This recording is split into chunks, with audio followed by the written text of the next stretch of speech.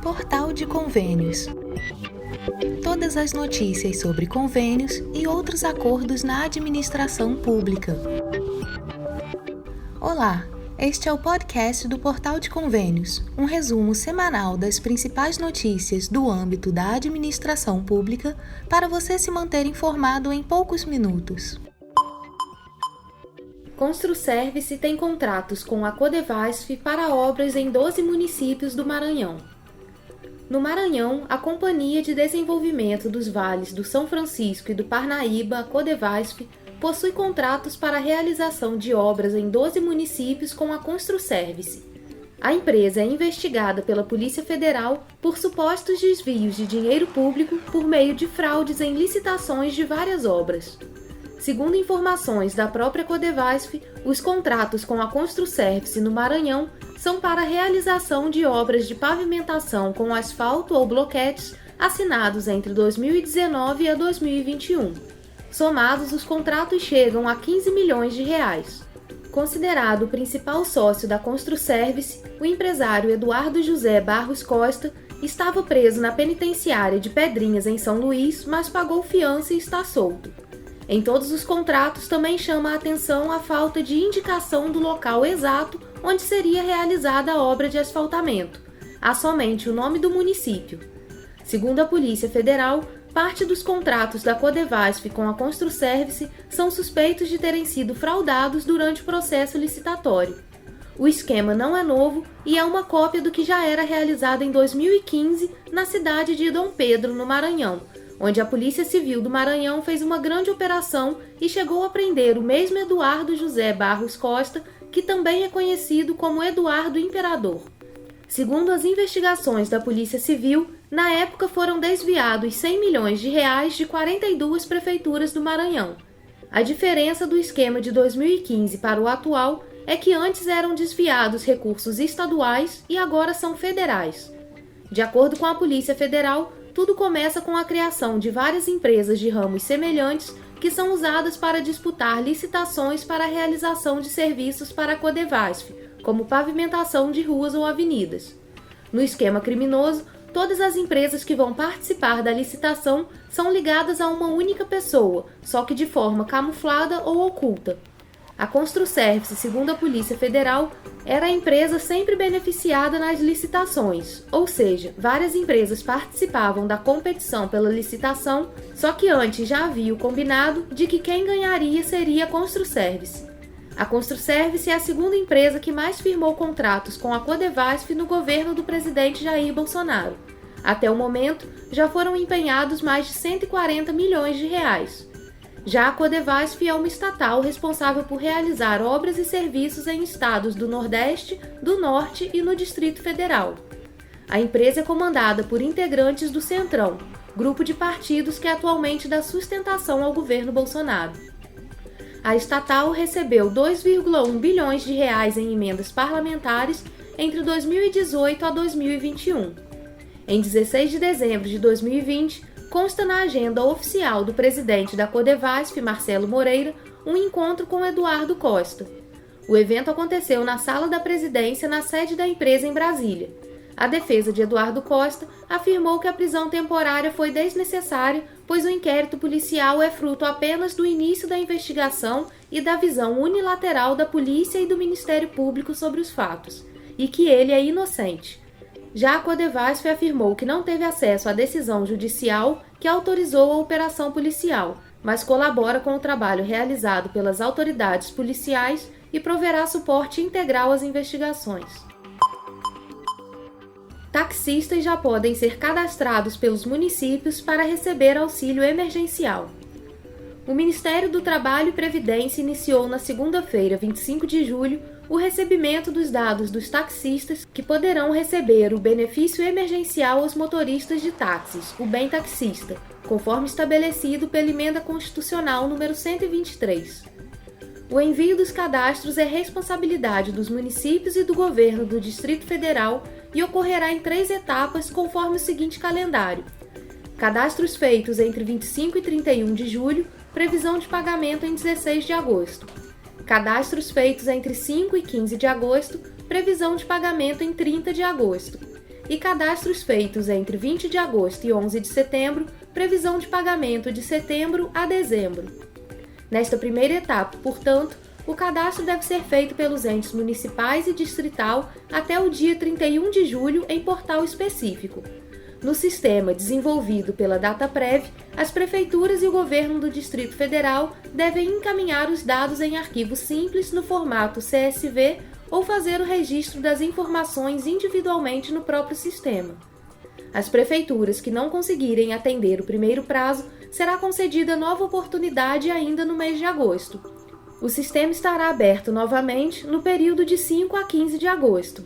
Entre as etapas, o sistema ficará fechado para o envio de informações para que a DataPrev realize a análise e o cruzamento dos dados recebidos, a fim de identificar os profissionais elegíveis a receber o benefício. A previsão é pagar até 6 parcelas de até R$1.000 cada, observados a quantidade de taxistas elegíveis e o limite global disponível para o pagamento do auxílio. O primeiro pagamento será em 16 de agosto e deverá contemplar 2 parcelas referentes aos meses de julho e agosto.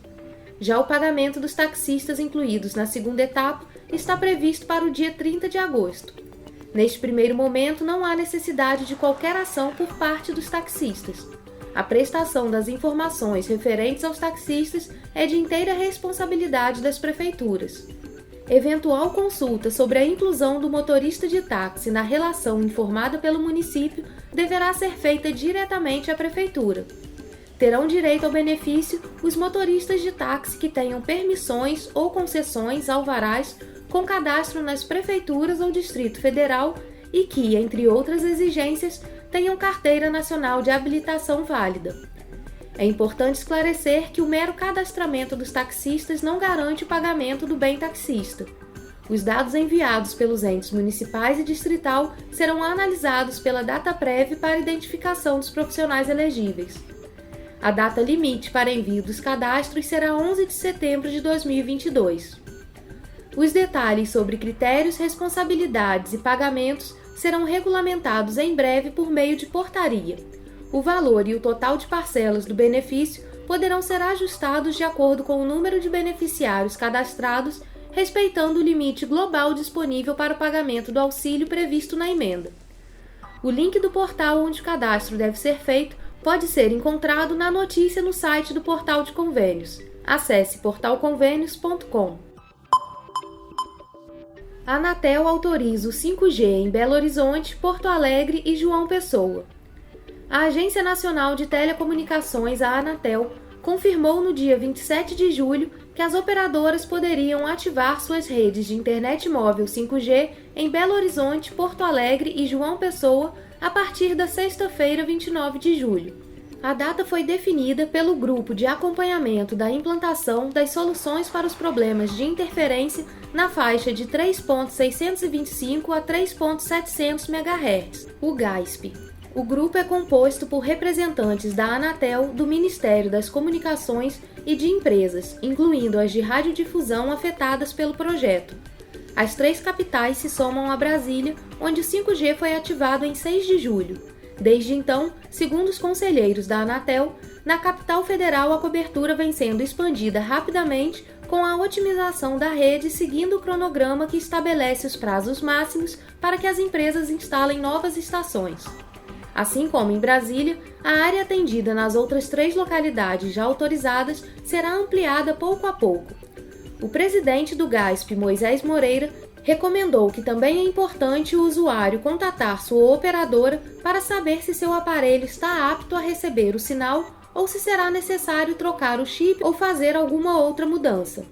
O GAISP voltará a se reunir no dia 10 de agosto, quando os conselheiros avaliarão a liberação do sinal do 5G em outras capitais. Inicialmente, o edital do leilão do 5G previa que a infraestrutura necessária à ativação do sinal deveria ocorrer até 31 de julho em todas as capitais, mas o próprio GAISP pediu à Anatel que o prazo fosse prorrogado por 60 dias a fim de contornar problemas logísticos que atrasaram a entrega de equipamentos importados da China. Apesar da prorrogação do prazo inicial, o presidente do GAISP se mantém otimista. Segundo Moreira, a expectativa é que o sinal esteja ativo em todas as demais capitais até o fim de agosto. Na avaliação do GASP, tanto em Belo Horizonte, Porto Alegre e João Pessoa, quanto em Brasília, foram atendidos os requisitos mínimos necessários à liberação da faixa de 3,5 GHz, como a realização de testes preliminares para identificar e sanar a possibilidade do sinal do 5G afetar a recepção das antenas parabólicas domésticas ou mesmo sistemas profissionais, tais como sinais por satélite emitidos em frequências adjacentes. Para contornar possíveis interferências causadas à parte dos cidadãos que utilizam antenas parabólicas da chamada banda C, a entidade administradora da faixa da Anatel criou um programa para distribuir gratuitamente às famílias carentes das capitais brasileiras e que estão registradas no Cadastro Único para Programas Sociais do Governo Federal kits contendo novas antenas digitais, conversores e cabos. O pedido do kit de instalação dos aparelhos pode ser feito por meio do site do Programa de Distribuição de Kits, criado pela entidade administradora da faixa. Gestores devem registrar dados da etapa inicial do censo escolar até 1º de agosto. Gestores municipais e estaduais têm até 1º de agosto para preencher informações sobre a primeira etapa do censo escolar 2022.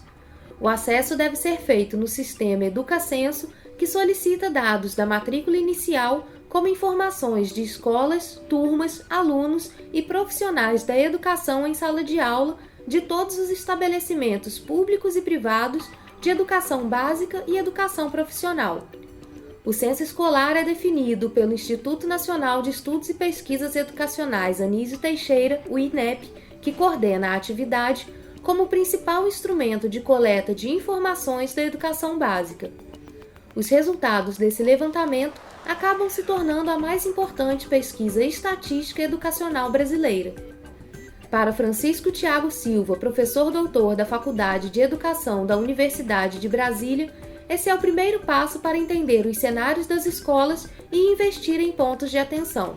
Essa coleta de informação é fundamental para que a gente entenda o ciclo de políticas públicas para a educação brasileira, para que se identifiquem possíveis falhas na distribuição e no gerenciamento de verbas públicas e, o mais importante, para que isso traga um panorama de onde se precisa ainda investir na educação brasileira. São duas etapas principais. A coleta de dados da primeira etapa começou em 25 de maio pelo diretor responsável pela escola ou via exportação dos dados e pelos gestores dos municípios, dos estados e do Distrito Federal. A segunda etapa, que diz respeito à situação do aluno, ou seja, os dados sobre o movimento e rendimento escolar dos estudantes ao final do ano letivo, ocorre em fevereiro de 2023 e a divulgação final dos dados é feita em 19 de maio de 2023. Chefe da Unidade de Educação Básica de Coordenação Regional na capital do país, Claudimare Pires detalha quais são esses dados coletados. Essas informações, elas vão desde a estrutura física das escolas, suporte pedagógico, materiais de apoio pedagógico, as formas de organização escolar adotada pelos estados e municípios, o perfil dos estudantes e dos profissionais que atuam nas escolas. Após esse prazo da primeira etapa do censo, será realizado o envio dos dados preliminares ao Ministério da Educação para publicação no Diário Oficial da União, prevista para 16 de setembro pela Diretoria de Estatísticas Educacionais do INEP. A Confederação Nacional dos Municípios ressaltou em nota a importância de os gestores observarem o prazo de agosto, pontuando que as informações servem de base para a distribuição dos recursos do Fundo de Manutenção e Desenvolvimento da Educação Básica e Valorização dos Profissionais da Educação, o Fundeb, e dos programas federais da educação, como o Programa Nacional de Alimentação Escolar, Programa Nacional de Apoio ao Transporte Escolar e o Programa Dinheiro Direto na Escola. Prefeitos debatem com o MDR financiamento do transporte público para idosos. O Ministério do Desenvolvimento Regional, o MDR, debateu com integrantes da Frente Nacional dos Prefeitos a proposta de emenda constitucional que disponibiliza 2,5 bilhões de reais para financiamento da gratuidade do transporte público para idosos. O encontro contou com a participação do ministro Daniel Ferreira, que destacou que essa é uma medida importante e que permitirá que os idosos tenham recursos disponíveis para outras despesas. Aprovada no Senado Federal no dia 30 de junho, a proposta de emenda constitucional agora será votada pela Câmara dos Deputados. Durante a reunião, Sandra Holanda, secretária nacional de Mobilidade e Desenvolvimento Regional e Urbano do MDR, informou que o Ministério está trabalhando para regulamentar a medida assim que aprovada. Por parte do Departamento de Mobilidade, nós estamos estudando a estratégia de regulamentar essa distribuição e em contato com o Ministério da Economia para firmar essa estratégia e fazer com que esse subsídio chegue o mais rápido possível às prefeituras e aos estados. A proposta de emenda à Constituição número 1 de 2022 altera a emenda constitucional número 109 de 15 de março de 2021 para dispor sobre a concessão temporária de auxílio diesel a caminhoneiros autônomos, de subsídio para aquisição de gás liquefeito de petróleo pelas famílias de baixa renda brasileiras e de repasse de recursos da União com vistas a garantir a mobilidade urbana dos idosos, mediante a utilização dos serviços de transporte público coletivo. Além disso, autoriza a União, os estados, o Distrito Federal e os municípios a reduzirem os tributos sobre os preços de diesel, biodiesel, gás e energia elétrica, bem como outros tributos de caráter extrafiscal. O prefeito de Porto Alegre e vice-presidente de Mobilidade Urbana da Frente Nacional dos Prefeitos, Sebastião Melo, defendeu a melhoria do transporte público das cidades brasileiras. Segundo ele, no Brasil, milhares de pessoas só têm como ir e vir a partir do sistema de transporte urbano, principalmente através de ônibus. Mas o que se observa são ônibus velhos, horários que não são cumpridos e passagens muito caras. Portanto, se trata de uma questão emergencial. Ele afirmou que, se a matéria for aprovada, esse valor será muito oportuno para dar um alívio momentâneo. Crédito de recursos, desbloqueio e execução de convênios no período eleitoral. A Procuradoria-Geral da Fazenda Nacional, através do Ministério da Economia, divulgou em 1º de julho de 2022 o parecer 6.966 de 2022 sobre crédito de recursos no período eleitoral. O documento estabelece ato preparatório acerca das vedações relativas à liberação de recursos, desbloqueio e execução de convênios e contratos de repasse no período do defeso eleitoral. O parecer alinha também divergência de entendimento entre a Caixa Econômica Federal e o Departamento de Transferências da União do Ministério da Economia e confere outras providências. Conceitua-se como transferência voluntária a entrega de recursos correntes ou de capital a outro ente da Federação a título de cooperação, auxílio ou assistência financeira que não decorra de determinação constitucional, legal ou os destinados ao Sistema Único de Saúde. Acerca da matéria transferências voluntárias e vedação do período eleitoral, a Advocacia Geral da União editou uma cartilha com orientações sobre condutas vedadas para esse período eleitoral de 2022, sendo que no subitem 6.4.1 tratou das referidas transferências voluntárias de recursos. No site do Portal de Convênios você confere em detalhes as orientações. Acesse portalconvênios.com. Você ouviu mais um podcast do Portal de Convênios, te atualizando sobre projetos, prazos e ações em administração pública. Continue se informando em nosso site portalconvênios.com. Até a próxima!